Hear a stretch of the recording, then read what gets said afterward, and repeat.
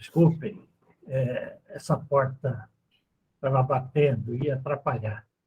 Bom, Paulo, é o seguinte, você me disse, sei que você foi presidente do Sindicato dos Coureiros, você me disse que você fez parte de uma fração, tinham 3 frações ou 4 frações, e você fazia parte de uma delas, e que nesse período você conheceu o Vito Letícia.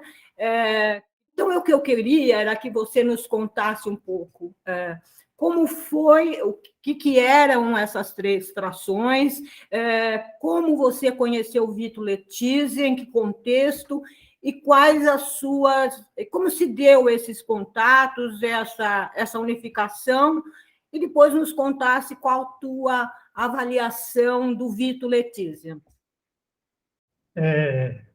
Eu sou 9 anos mais jovem que o Vito Letícia, né? Ele é gaúcho, ele é de 37 nascimento, né? Eu sou de 46.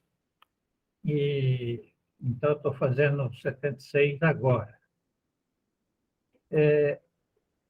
Ele, quando eu aderi ao trotskismo, final de 65, eu entrei em contato com o POR. Não existia nem o 1º de maio aqui, nem a fração bolchevique trotskista, no Sul, ou no Nordeste, em outros lugares. Mas eu entrei em contato com o pessoal que, alguns anos depois, romperia com o POR e criaria a Organização Comunista 1º de Maio.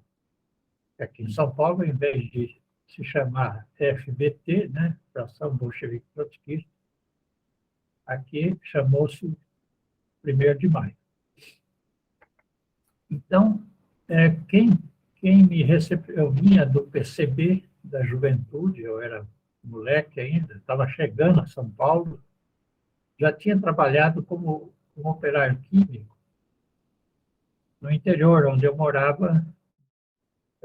Eu era garoto, mas fui nomeado, eu fui o primeiro delegado sindical, o mais jovem do Sindicato dos Químicos, lá da cidade que eu morava.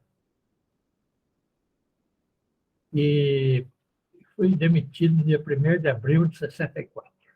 Exatamente no dia, fui bater o cartão, não estava na chapeira, estava um recado para passar no departamento pessoal. A gente já sabia dos acontecimentos. Chegando lá, não era só eu, mas eram os que eram considerados sindicalistas comunistas.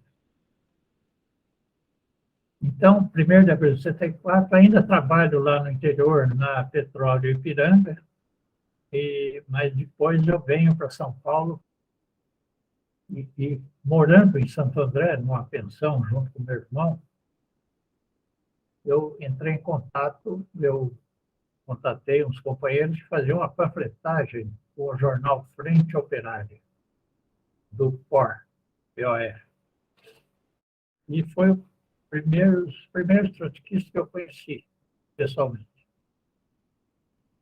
E eu gostei daquela maneira mais séria de encarar a teoria, o marxismo, de ler os clássicos, de não ter livro proibido, de ter uma discussão mais profunda sobre a realidade brasileira. Eu estava num momento que eu estava desgostoso com o Prestes, com o partido, e eu estava desde 61, desde o golpe do Jango, com o PCB. Mas voltando ao Vitor, né, só para entender o contexto das nossas relações, como é que ela acontece. A primeira vez que eu ouvi falar do Vitor Antônio Letícia, né, escreve assim, foi quando me chegou notícia de que o camarada Juarez tinha sido preso, o gaúcho, tinha sido preso naquele fatídico dia 13 de outubro de 68, no Congresso de Biúna, Congresso da UNE, né? Nós tínhamos em comum com a FBT a mesma origem, nós vimos do POR, nós fizemos a dissidência no começo daquele ano, já vimos sendo sancionados os companheiros mais antigos. Eu nunca fui do POR propriamente, mas porque os companheiros estavam à beira de uma ruptura e não quiseram me levar para uma célula para depois romper. Mas, quando foi para fundar o 1º de maio, a dissidência oficial, para estabelecer, formalizar a ruptura e a criação de outro grupo, os companheiros me chamaram e então passei a ser fundador. E os companheiros da FPT, nós tentamos, naquela época, não fundar um grupo separado, houve uma tentativa de... Mas eles eram um pouco... se apegavam a coisas, diferenças, divisões que nós tínhamos a respeito do POR e a respeito do que seria o novo grupo. O fato é que foi, naquele momento, não era eu encarregado das discussões com eles, mas chegava a nós as notícias sobre os outros companheiros dos outros estados e quando companheiros nossos foram presos dentro daquele congresso da UNE, e nós tínhamos o Arcan e outros companheiros, o Lino, o Arcan, que eram delegados do congresso da UNE, presos, estavam vindo para o presídio Tiradentes. E vinha caminhões carregados com os delegados estudantis da UNE, e no meio deles, quando nós mandamos advogados para atender os nossos companheiros, para ver se liberava logo, né? A gente sabia que não era uma prisão. Eles estavam sendo presos para serem fichados, a ditadura estava já planejando o endurecimento, e a esquerda estava planejando cair na provocação deles da chamada luta armada. Então, é isso. Quando os companheiros voltam, e a gente está preocupado, porque sempre é uma coisa preocupante, podia acontecer coisa pior com essa prisão, aí vem os companheiros e fala do camarada Juarez, que era delegado, que era da FPT e que era um dos interlocutores principais daquela discussão para romper com o POR e formar um outro grupo. Havia o projeto de formar um grupo comum com os poristas dissidentes do Sul e do Nordeste. Mas não deu certo. Mas então, o primeiro contato, a primeira vez que eu ouvi falar, nem sabia que depois seria o meu camarada Gilberto, da OMB, né? Da FPT e tal. Depois, fisicamente, eu não sabia que o Juarez, só vinha saber, porque também fui preso 2 anos depois, pouco menos de 2 anos, em maio de 70. Aí teve também não vi a cara dele, mas a mesma prisão que ele sofreu, eu sofri aqui também. Ele sofreu lá, só que a dele foi dia 30 de abril, véspera do 1º de maio. Ele panfletava o ato do 1º de maio. Imagine, um ato no pior período, ainda era junta militar. Um período muito repressivo, muito. E aqui em São Paulo, nós resolvemos desafiar o regime, já que o pessoal da luta armada era só notícia ruim, só morte e assassinato. E, nesse momento, nós ficamos sabendo da prisão do companheiro. Eu não me lembro se, nesse momento, ele tinha ainda esse nome de guerra de Juarez, porque com esse... não, era exatamente nesse momento que ele era o Juarez, lá, o Vitor. E ele, não só ele, foram 8, 9, foi um desbaratamento da FPT no Sul, que depois repercutiu no Ceará, Pernambuco. A polícia política foi prendendo a partir daquela prisão. Entrou na casa do Vitor, lá em Porto Alegre, e conseguiu materiais, e aí vem nós estávamos preparando o 1º de maio em coligação com o PCB, naquela situação difícil, com toda a esquerda armada, que era numerosa nas oposições sindicais, debandando, indo para fazer o enfrentamento direto, sobrou a gente e o pessoal da AP. E nós resolvemos, a diretoria do sindicato era Frederico Brandão, que era PCB, e resolvemos apoiar um 1º de maio conjunto. E que foi realizado lá onde o escritor escreveu a Memória do Cárcere, o Graciliano, lá no presídio, o antigo presídio político de Maria Zélia. Então, veja, o Vitor preso dia 30 de abril, e nós fomos comemorar o 1º de maio 2 dias depois, aqui em São Paulo. Feriado, e 400 companheiros, mais ou menos, a maioria tudo militante, a maioria do PC, alguns AP, e os trotskistas do POR, do 1º de maio, a célula do FPT foi os companheiros que a gente conhecia, e termina o ato sem repressão, mas na saída, então, os órgãos de segurança começaram a caçar os que saíram, e prenderam, e foi pega para capar, uma correria.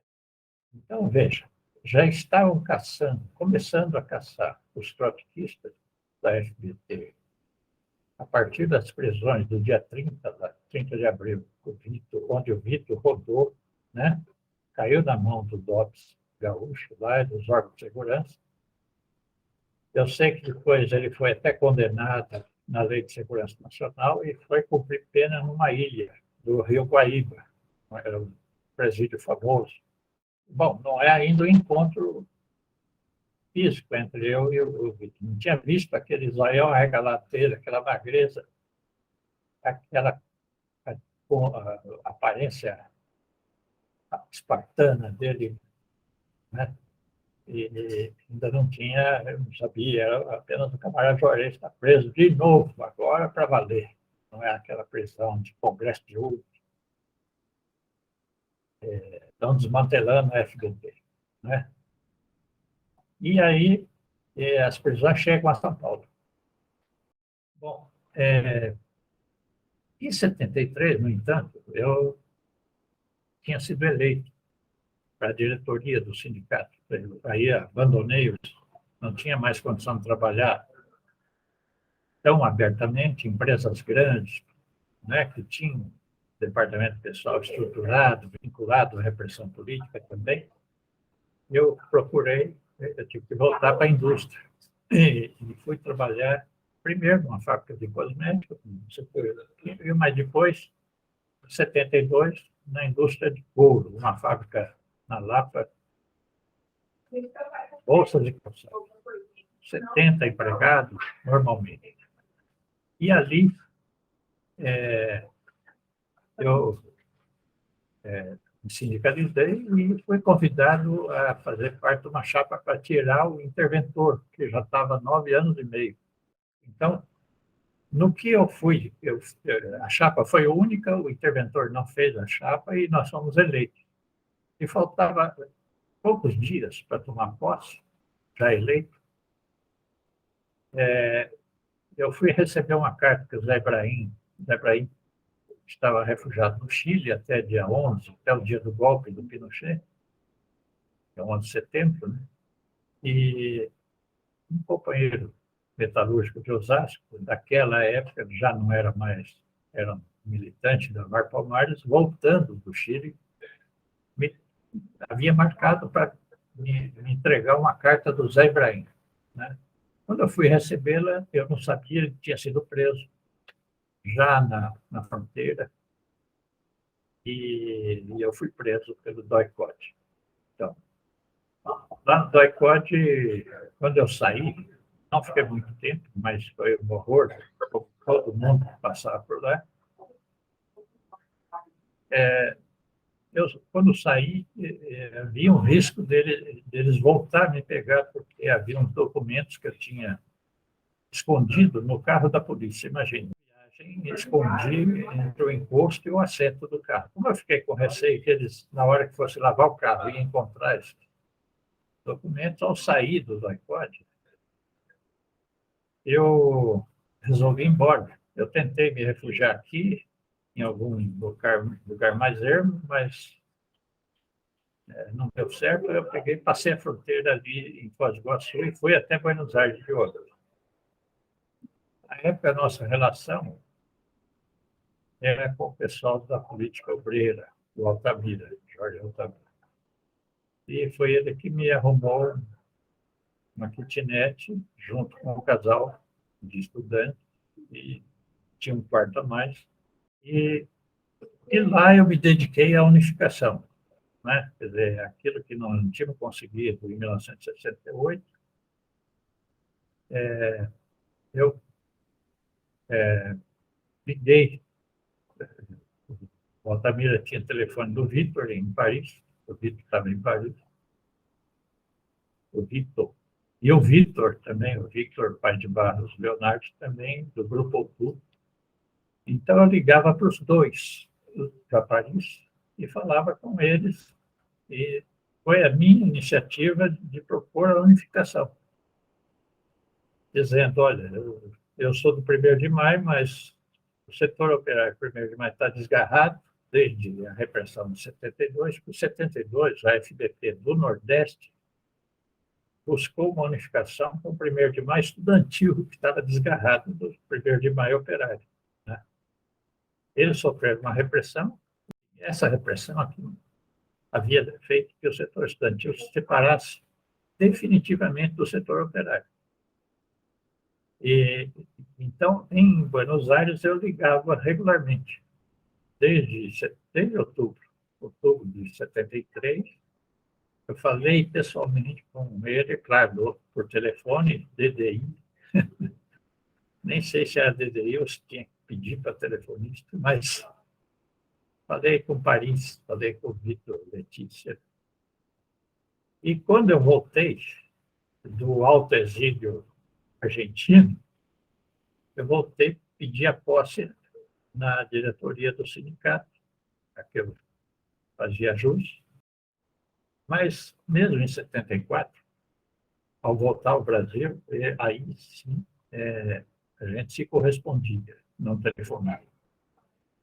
Eu mandava uma carta, ele mandava outra carta, eu mandava outra carta, ele mandava outra carta, sempre falando da unificação, das convergências, ele mandando textos, curtos, né? Era uma correspondência cuidadosa. Agora, a primeira vez que eu conheci o gênio do Vitor, isso talvez não interesse para o tipo de homenagem que a gente está fazendo, né?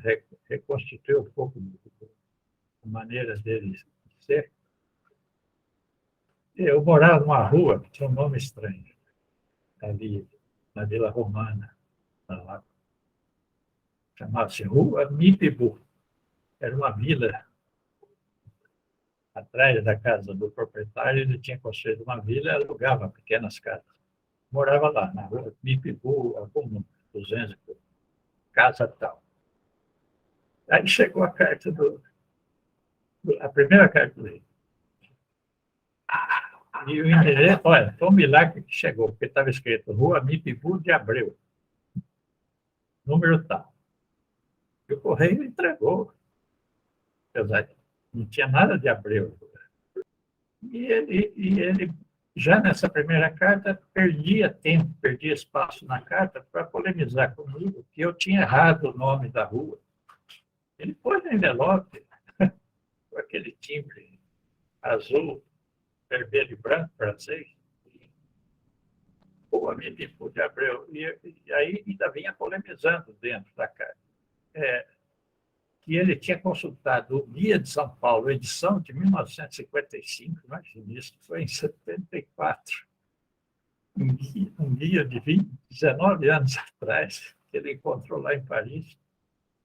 E ele teimando comigo que o nome da rua era Mipibu de Abreu. Olha só. Então, esse era o Vitor que eu ia encontrar pessoalmente logo depois, né?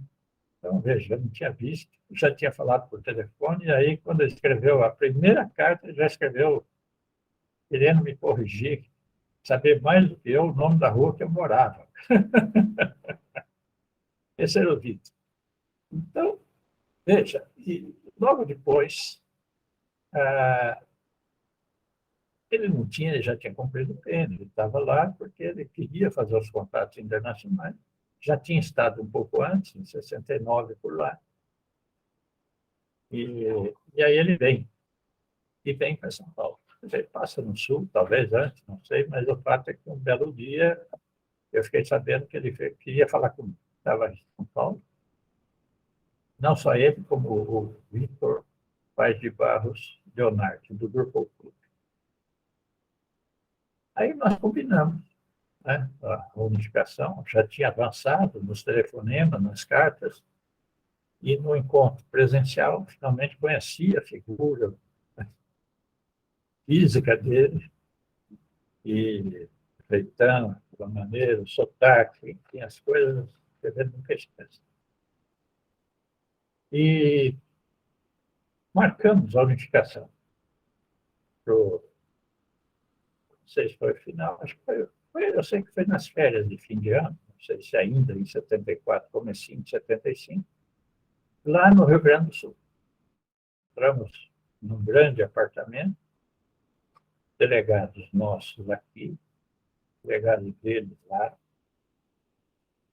delegados do Grupo Outubro, que estavam chegando ao país de volta, porque o Grupo Outubro era o único grupo que era realmente lambertista, né? Porque eram refugiados que foram recepcionados pelo partido, pelo grupo francês, né? Marcamos, então, a Conferência de Unificação lá em Gravataí, realizamos, acho que foi em janeiro de 75, criamos a Organização Marxista do Brasil, a OMB. Quem ficou fora foi só o setor estudantil do antigo 1º de Maio, que estava desgarrado, e eles não quiseram conversar. Não quiseram, era basicamente, na época, o Luiz Araújo e o trabalho estudantil. Não tinha nenhum outro setor de atuação. Só que eles tinham uma tendência estudantil maior do que a que nós formamos ao nos unificar, né? Aqui na USP eles eram mais numerosos, na tendência estudantil.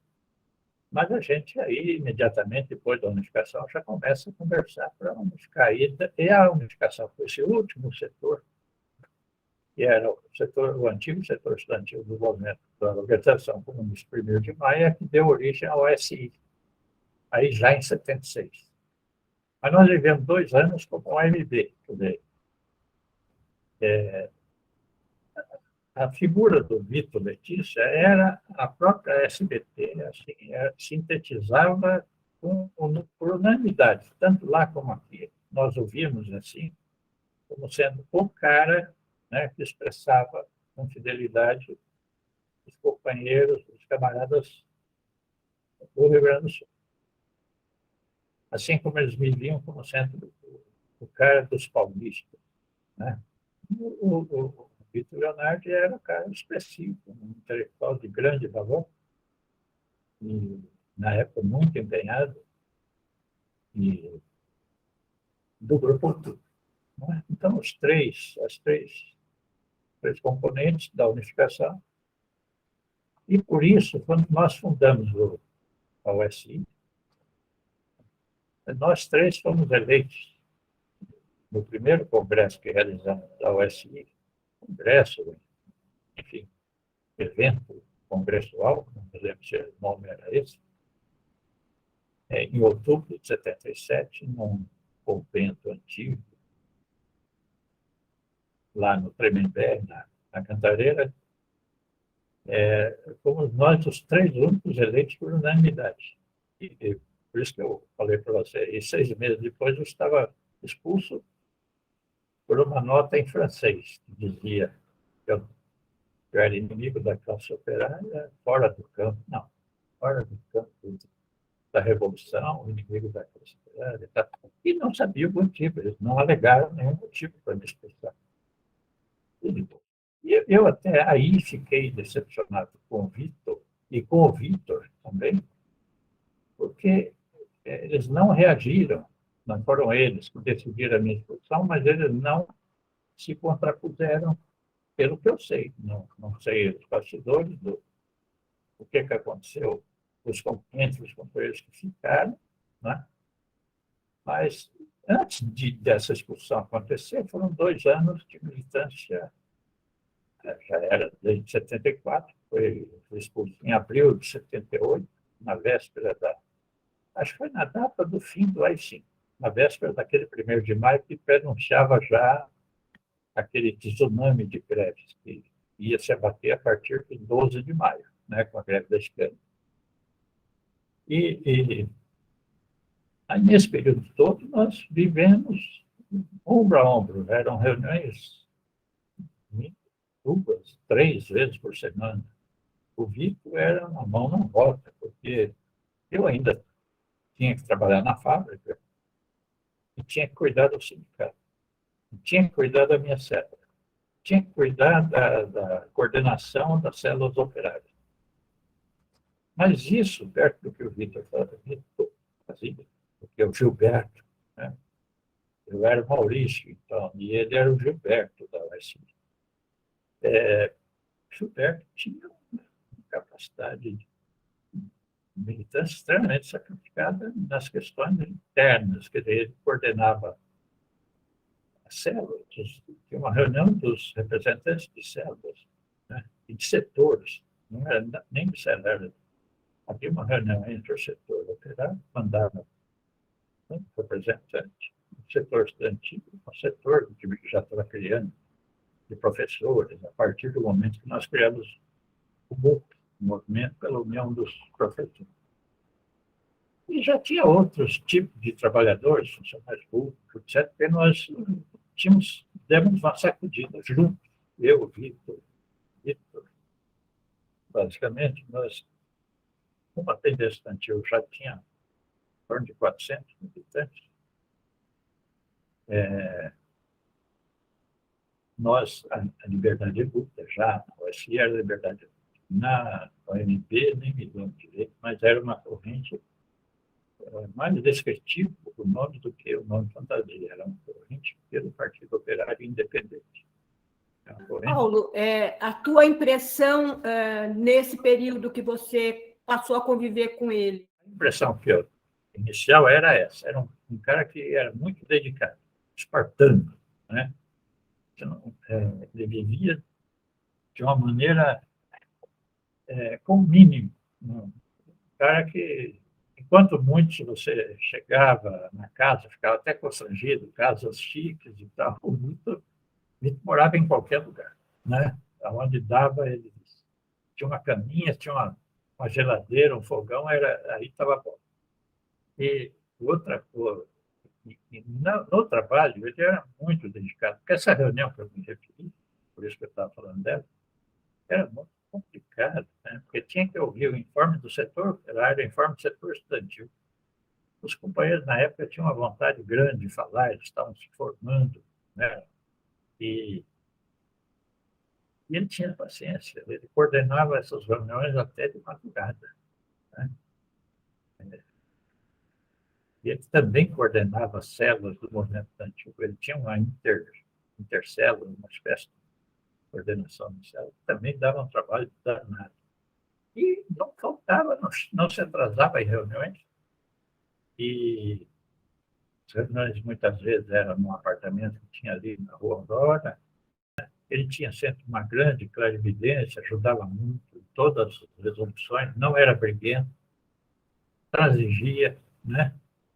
Ele tinha uma tese já de defender os tais sindicatos livres. Claro que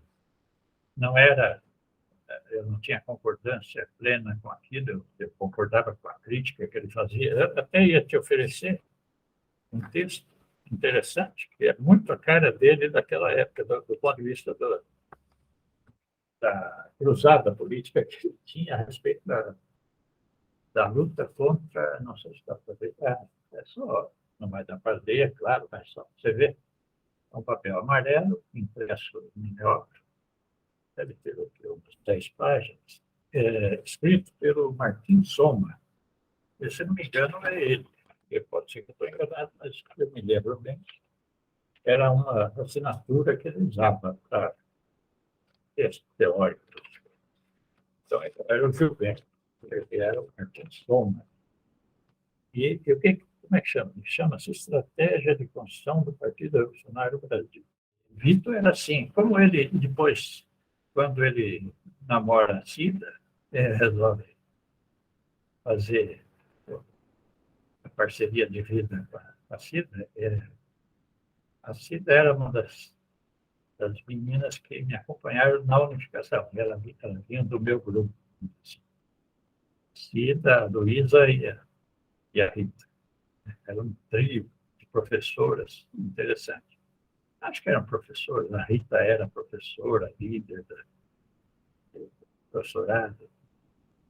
E isso nos aproximou mais ainda, porque como eu era muito amigo da Cida, da Rita e da Luísa, o trio de amigas, então isso nos tornou um pouco mais próximo ainda. Mas é isso. Na verdade, não era uma amizade, a gente não dava ao luxo de...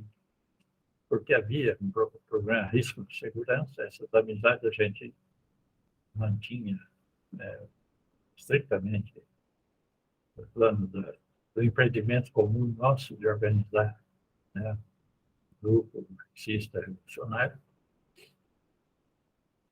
E até que acontece, em abril de 78, estava acabando o AI-5, ninguém sabia, nem nós, a gente pressentia, mas estava a poucos dias da eclosão de uma tremenda e até hoje inigualável onda de mobilizações operárias que começa no dia 12 de maio. E a única alegação, para não dizer que não houve alegação na minha expulsão, era de que, como eu defendia, havia 2 1º de maio referenciados na esquerda. Havia um 1º de maio das direções sindicais mais combativas nos metalúrgicos de Santo André. E, naquele momento, era coordenado, era assessorado pela Convergência. E havia o 1º de maio da igreja e das oposições em Osasco. E quando eu defendi na reunião, a reunião foi no meu sindicato. Uma noite, as reuniões no sindicato eram clandestinas em relação ao resto da diretoria, não era uma época que se podia abrir. Era uma noite, em abril, a gente discutindo o 1º de maio, eu defendi que nós nos participássemos dos 2 1º de maio, tanto de Osasco, das oposições, quanto o de Santo André. E havia uma divergência. O São Paulo defendeu o ponto de vista dos franceses nessa reunião, de que não se deveria ir no 1º de maio das diretorias de sindicato, que eram em Santo André, nos metalúrgicos, e somente no 1º de maio da igreja e das oposições, que era em Osasco, no 1º de maio do Zé Pedro. Essa foi a única divergência. No dia seguinte, de manhã, o São Paulo me apresentou uma nota de exposição, escrita em francês, já até não lia bem, mas deu jeito de traduzir, era exatamente isso, fora do campo. Não dizia por quê, mas dizia que eu estava exposto, e que eu era o cara que tinha me colocado fora do campo da classe operária, inimigo da classe operária e fora do campo da Revolução, ou o contrário. Mas em francês era isso. E daí que eu fiquei sabendo que existiam os franceses em visita aqui no Brasil, e que havia decidido que era essa atitude que deveriam a USI tomar. Eu queria fazer uma questãozinha assim. O posicionamento do Vitor nessa ocasião E se você tivesse que definir numa, duas frases, como você definiria o militante Vitor? Eu não tive mais convívio com o Vitor, né? Porque ele era disciplinado, eu era um cara expulso, não. Encontro comigo resultaria alguma penalidade para ele. Eu também não fazia questão de forçar nada e nunca mais, então, nos encontramos, a não ser em público, em alguns eventos da campanha da anistia. Nós fizemos conjunto, imagine, eu era fora do campo da Revolução e da classe operária, e um mês depois nós fizemos um ato conjunto. O jornal do setor operário, que nós fomos expulsos, eu e 42 dos 43 operários do setor operário da USI. Eu achei que isso abalaria o Vitor, né? Isso provocaria uma reação dele. Ele tinha elementos para confiar que eu não era inimigo da classe operária, nem estava fora do campo da Revolução. Mas depois o Vitor Leonardo, sim, eu convivi bastante com ele depois, ele sai, ele não é expulso, mas ele sai, abandona o SI, e quando ele estava na Paraíba, ele recontatou-me e a gente trabalhou junto ainda um tempo na organização do PT lá na região, tanto em Pernambuco quanto na Paraíba, e em Alagoas também, tinha passado por Alagoas.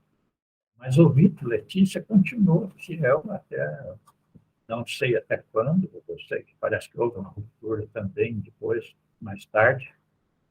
Só soube isso quando soube da morte dele há 10 anos. Né?